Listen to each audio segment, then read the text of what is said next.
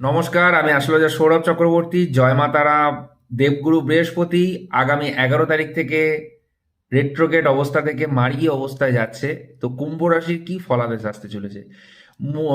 কুম্ভ রাশির জন্য একটা ভালো খবর আসতে চলেছে, সেটা হলো তাদের দূরের কোথাও জার্নি কিন্তু হতে পারে এই 4 মাসের মধ্যে।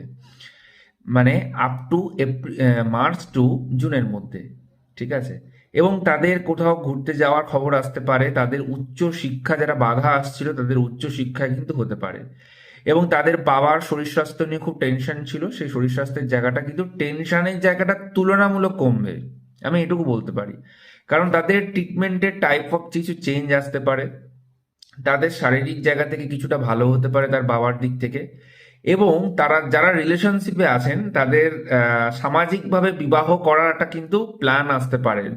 যাদের রেজিস্ট্রি ম্যারেজ হয়ে গেছে, এবার চাইছেন যে সামাজিকভাবে করে নেব, সেটা কিন্তু অবশ্যই তারা করতে পারে, তাদের জন্য কিন্তু শুভ সময়।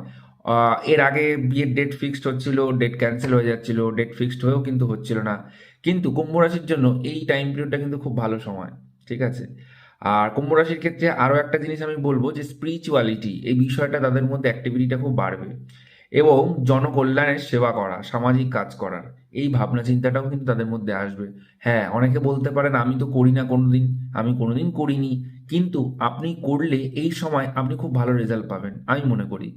কারণ আপনার জন্মকুণ্ডলিতে কুম্ভ রাশিতে সাপেক্ষে এখন বৃহস্পতি যে অবস্থায় আছে বা যেভাবে বসে আছে, তাতে আপনার কাউকে যদি কোনো আপনি 5টা টাকা দান করেন, বা কোনো মন্দিরে গিয়ে যদি আপনি দান করতে পারেন, বা মন্দিরে গিয়ে পুজোর উদ্দেশ্যে দিতে পারেন, বা কোনো 5টা বাচ্চাকে আপনি খাওয়ালেন নরনারায়ণ হিসাবে, তারও কিন্তু আপনার জীবনে একটা উন্নতি হবে। এটা একদমই হবেই হবে। হ্যাঁ, খাওয়ানোর কোনো আলাদা কোনো টাইম হয় না বা সময় হয় না, সেটা যখন ইচ্ছাই করা যায়। মানে যে বছর যখন ইচ্ছা যখন করা যায়, কিন্তু আমি এটাও গুরুত্ব দিতে চাইছি, এই সময়টা আপনাদের জন্য খুব আলাদা একটা অ্যাক্টিভিটিস টাইম, মানে অ্যাক্টিভ টাইম। এই সময়টা আপনাদের জন্য খুব মানে কল্যাণকর হবে, এই সময় যদি আপনারা কিছু করতে পারেন। ঠিক আছে। হ্যাঁ, এবার কর্মক্ষেত্রের দিক থেকে একটা কথাই বলবো।